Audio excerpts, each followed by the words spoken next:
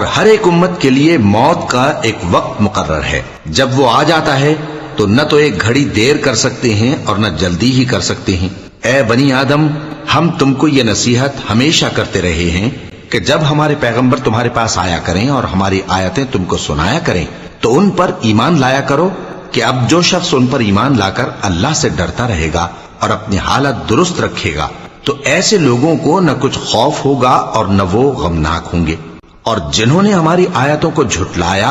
اور ان سے سرتابی کی وہی دوزخی ہیں کہ ہمیشہ اس میں جلتے رہیں گے۔ پس اس سے زیادہ ظالم کون جو اللہ پر جھوٹ باندھے یا اس کی آیتوں کو جھٹلائے؟ ان کو ان کے نصیب کا لکھا ملتا ہی رہے گا، یہاں تک کہ جب ان کے پاس ہمارے بھیجے ہوئے فرشتے جان نکالنے آئیں گے تو کہیں گے کہ جن کو تم اللہ کے سوا پکارا کرتے تھے وہ اب کہاں ہیں؟ وہ کہیں گے کہ وہ ہم سے گم ہو گئے، اور اقرار کریں گے کہ بے شک وہ کافر تھے۔